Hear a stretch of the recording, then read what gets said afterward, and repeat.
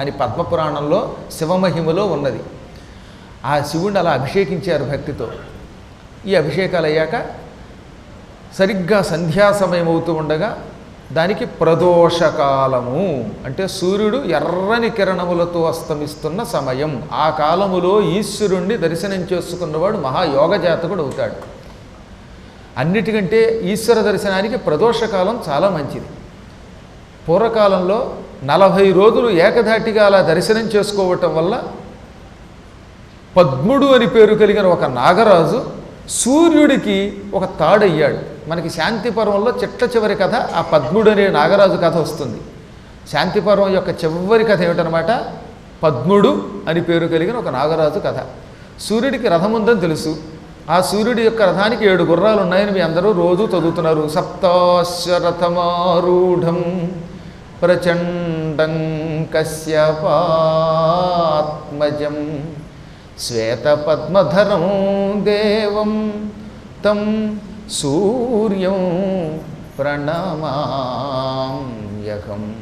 రోజు భక్తితో మనం ధ్యానం చేసుకుంటున్న శ్లోకంలో సూర్యభగవానుడు 7 గుర్రములు పూంచిన రథం మీద మహావేగంగా వెడతాడు. తీవ్రమైన కిరణములు కలిగిన సూర్యుడు వెళ్ళేటటువంటి రథానికి 7 గుర్రాలు ఉన్నాయి అని చెప్పాం కదా.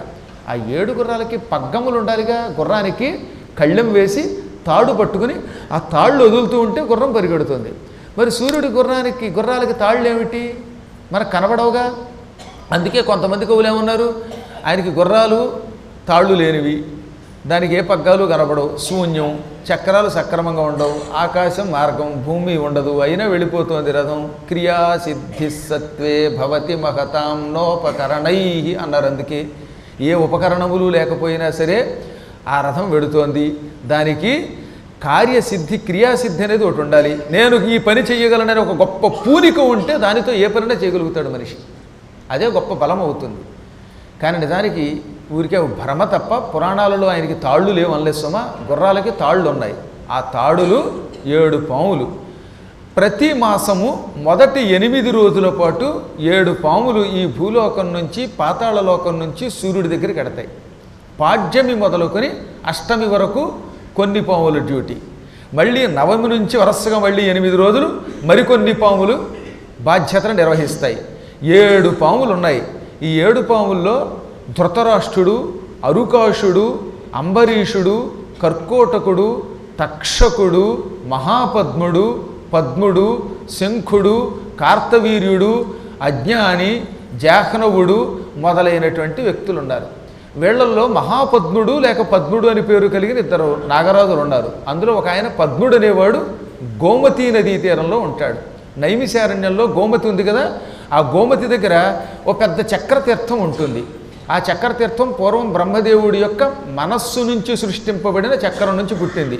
ఆ చక్రతీర్థంలో అదృశ్య రూపంలో కాపురం ఉంటాడు పద్ముడు అని ఒక నాగరాజు.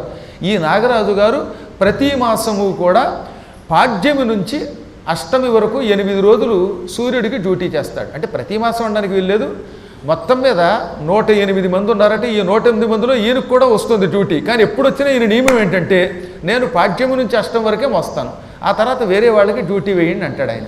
ఈ 8 రోజులు వెళ్ళి ఆ సూర్యుడి యొక్క 7 గుర్రాల్లో ఒక గుర్రానికి తాడు కింద కళ్ళెపు తాడు కింద మారిపోతాడు. ఆ తాడుని అనూరుడు పట్టుకుని రథం తోలుతాడు.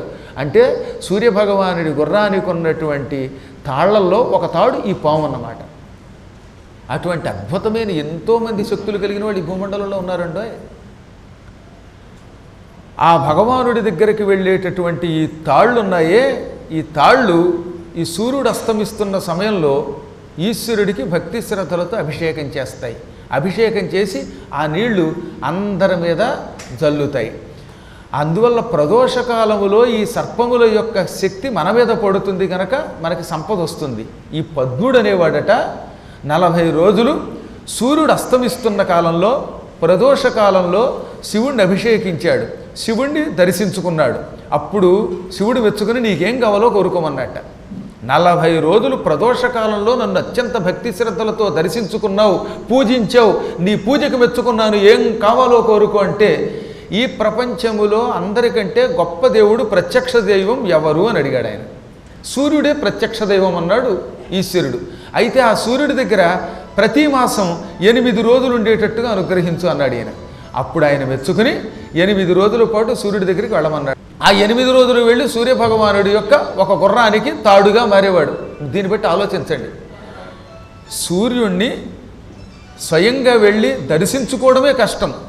అటువంటిది సూర్యభగవానుడి యొక్క గుర్రములలో ఒక గుర్రమునకు కళ్ళెముగా మారాడు ఒక పద్ముడని పేరు కలిగిన ఒక నాగరాజు. అలా మారగలిగాడంటే దానికి మూల కారణం ఏమిటనమాట, ఈశ్వరుణ్ణి సంధ్యా సమయంలో ప్రదోషకాలంలో పూజించడం. అందుకని ప్రదోషకాలంలో మహానుభావులైన వాళ్ళంతా ఈశ్వరుణ్ణి పూజించేవారు. ఈ మహానుభావుడు కూడా కార్తీక పూర్ణిమ నాడు